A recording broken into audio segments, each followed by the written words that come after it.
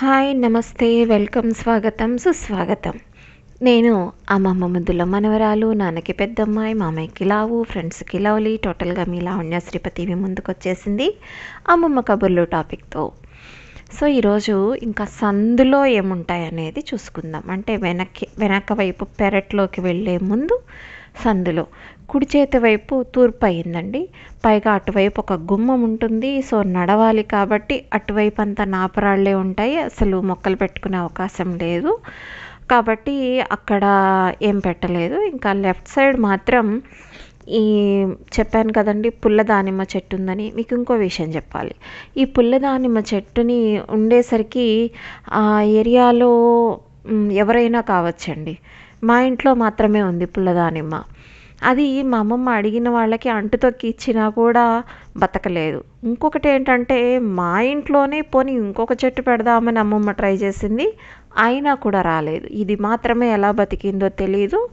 ఇది చాలా ఏళ్ళే ఉందండి, దాదాపు నా ఇంటరు అయ్యేదాకా కూడా ఉంది. ఆ తర్వాత మరి ఎట్లా పోయిందో పోయింది. అయితే ఈ ప్రెగ్నెంట్ లేడీస్ ఉంటారు చూసారా, కడుపుతో ఉన్నవాళ్ళు, దానిమ్మ కాయల కోసం వచ్చేవాళ్ళండి. అవి పుల్లగా ఉండేటప్పుడు, అంటే పండింది కాకపోతే ఎంత పండినా కూడా బాగా లైట్, బాగా థిక్ కలర్, అంటే ప్యూర్ రెడ్ వస్తే కానీ తీయగా ఉండదట అది. సో అది అంతగా పండిన కాయలు నేను ఎప్పుడు అన్లక్కీ అనమాట. అవి పండినప్పుడు నేను ఎప్పుడు అక్కడ ఏదో రకంగా లేనమాట. అయినా ఎక్కువ నిలబడేవి కూడా కాదండి. చెప్పాను కదా, ఇలా ప్రెగ్నెంట్ లేడీస్ వచ్చి అడిగేవాళ్ళు అమ్మమ్మకి. ఎందుకంటే అప్పుడు ఇలాగా హైబ్రిడ్ మామిడికాయలు లేవు, ఎప్పుడు పడితే అప్పుడు దొరకవు కాబట్టి, చింతపండు తినడాన్ని అలో చేయరు కాబట్టి, వేవిళ్ళు వచ్చే వాళ్ళకి వచ్చి అడిగితే మా అమ్మమ్మ అది ఇస్తూ ఉండేదన్నమాట. ఆ కాయలు అంటే కొంచెం మరీ పిందెలు కాకుండా, పిందెలు అయితే ఏ కాయలైనా ఆల్మోస్ట్ వగరగానే ఉంటాయి కాబట్టి పిందెలు కాకుండా ఓ మాదిరిగా వచ్చిన కాయల్ని వాళ్ళకి ఇచ్చేదన్నమాట. సో అది ఎప్పుడు కూడా ఒకసారి ఎప్పుడో కోసుకొని తింటే బాబోయ్ అవి ఎంత పుల్లగా, 2 గింజలు అట్లా నోట్లో వేసుకుంటే మా వల్ల కాలేదు. మా పెద్ద చెల్లెలు మాత్రం ఇవి బాగా తినేదండి. ఇదొకటి. నిమ్మపళ్ళు ఉంటాయి చూసారా, పండిన నిమ్మపళ్ళని మా చెల్లెలు ఇలా ఒలుచుకుని, ఏదో మనం కమలా పళ్ళు బత్తాయి పళ్ళు తిన్నట్టుగా ఒలుచుకుని తొనల్ని తినేదండి. అది పుల్లగా ఉండే వాటిని కావాలంటే టేస్ట్ చూడండి మీకు అని మా అందరికి కూడా ఇస్తూ ఉండేది. మా వల్ల అయ్యేది కాదు, కానీ అది బాగా తినేది. ఇంకా ఈ దానిమ్మ చెట్టు పక్కన వచ్చేసరికి జామ చెట్టు ఉండేది. ఆ జామ చెట్టు ఎంత తీయగా ఉండేదండి, చాలా బాగుండేది. దోరకాయలు కావచ్చు, పండిన కాయలు కావచ్చు. అందుకే చిలకలు మా ఇంటికి ఎక్కువ వచ్చేవన్నమాట. ఎప్పుడు చూసినా ఆ జామ చెట్టు మీద ఉంటూ ఉండేవి చిలకలు. అయితే మేము కూడా తింటూనే ఉండేవాళ్ళం.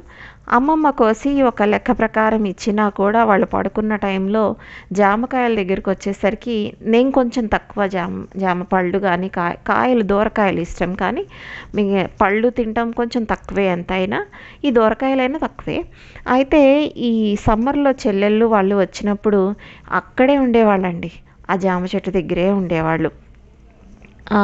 మా చెల్లెలు అయితే పెద్ద చెల్లెలు మేము చెట్లెక్కి కోసుకునే వాళ్ళం ఓకే, కానీ మా పెద్ద చెల్లెలు మాత్రం దాని మీదే పడుకునేది కూడా. ఆ కొమ్మ మీద అది ఉండడం కూడా అలాగా ఒక రకంగా ఉయ్యాలలాగా ఇలాగ ఏటవాలుగా ఉండేదన్నమాట, పడుకోవడానికి వీలుగా. ఇది దాని మీదే పడుకునేది. ఇక మా తమ్ముడు, నేను, మా పిన్ని కొడుకు, నేను, మా పెద్ద చెల్లెలు అయితే కనుక ఈ చెట్టు కొమ్మ మీద నుంచి, అప్పటికి మెట్లు లేవని చెప్పాను మీకు ఫస్ట్ ఎపిసోడ్లో, గుర్తుండే ఉంటుంది. అదే తర్వాత మొన్న అమ్మమ్మ గారి ఇల్లు స్టార్టింగ్ అప్పుడు చెప్పాను. ఆ చెట్టు మీద నుంచి డాబా ఎక్కేవాళ్ళం అండి అప్పుడప్పుడు. నిచ్చెన ఉండేది ఏదన్నా అవసరానికి, ఒకవేళ ఎప్పుడన్నా ఎక్కాలన్నా. అయితే మా అమ్మమ్మ మమ్మల్ని ఎక్కరించేది కాదు. వీళ్ళు కాసేపు రెస్ట్ తీసుకునే టైం ఉంటుంది చూసారా, ఆ టైంలో, అది కూడా మా తిక్కోలు ఉన్నారు చూసారా, ఈ తిక్కోలు సెలవులకు వచ్చేవాళ్ళు కదా, ఇలా సెలవులకు వచ్చినప్పుడు మాత్రమే అలా చెట్టు ఎక్కి చెట్టు మీద నుంచి డాబా ఎక్కేవాళ్ళం అన్నమాట, జామ చెట్టు మీద నుంచి. సో అది. ఇంకా రెండవది వచ్చేసి దీని పక్కన పారిజాతం చెట్టు, ఇది కూడా అమ్మమ్మే పెట్టిందండి. ఈ పారిజాతం ఈవినింగ్ పూస్తుందండి, చాలామందికి తెలిసే ఉంటుంది. భూలోకంలో ఉన్నది ఒరిజినల్ పారిజాతం కాదు, ఇది జస్ట్ ఒక శాఖ మాత్రమే. అదే అంత వాసన గుబాళిస్తుంటే ఒరిజినల్ పారిజాతం ఎంత బాగుంటుందో ఒక్కసారి ఆలోచించి చూడండి. ఆ వాసన ఎంత బాగుంటుందో, దేవతలకి ఆ పువ్వులంటే ఎందుకంత ఇష్టమో, ముఖ్యంగా కృష్ణుడికి, అమ్మవారికి. పారిజాతముల వంటి పాదములకు వందనములు అని అమ్మవారిని కూడా పాదాలతో, పారిజాతాలతోనే పోలుస్తారు. అవి కూడా అంతే, చాలా డెలికేటెడ్గా ఉంటాయి.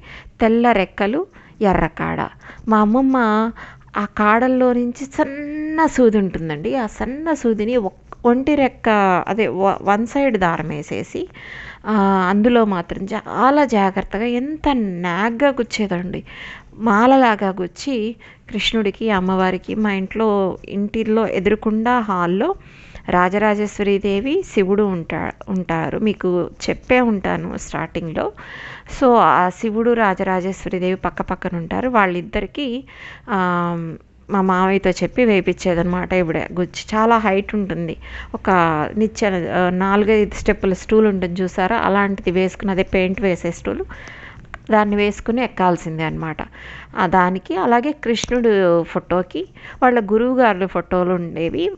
వాటికి కంపల్సరిగా, అంటే అది కాకండి, ఇంతెత్తున రాజరాజేశ్వరి ఫోటో, పూజలో ఇంకొకటి ఉండేది, శ్రీచక్రం ఉండేది. సో వీటికి ఇంతెత్తు అన్ని పూలు వస్తాయండి. ఇవి రాలినవే కోస్తారు. చాలామందికి తెలిసి ఉంటుంది, తెలియని వాళ్ళు కూడా తెలుసుకోండి.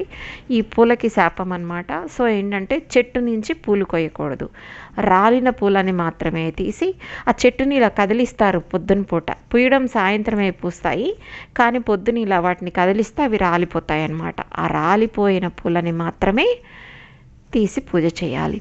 ఆ పారిజాతం మూలంలో, అంటే స్టార్టింగ్లో ఆంజనేయ స్వామి ఉంటాడని కూడా చెప్తారనమాట.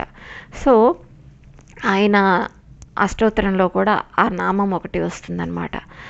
అందుకని ఏంటంటే చాలా శుభ్రంగా, చాలా నీట్గా, అసలు చెట్లన్నిటి కింద అంతే ఉంచుతున్నాను, ఎందుకంటే పూలన్నీ దేవుళ్ళకి పెడతాం కాబట్టి అన్నీ నీట్గానే ఉంటాయి. పైగా ఇది వచ్చేసి కొంచెం కింద పడిన పూలనే, రాలిన పూలనే తీయాలి కాబట్టి ఇంకా నీట్గా, ఒక ఆకు కూడా ఉండనివ్వకుండా, ఓపిక ఉన్నా లేకపోయినా ఆ చెట్టు కింద మాత్రం ఊడవకుండా అస్సలు ఉండదు. ప్రతి నిత్యం ఊడుస్తుందన్నమాట అమ్మమ్మ.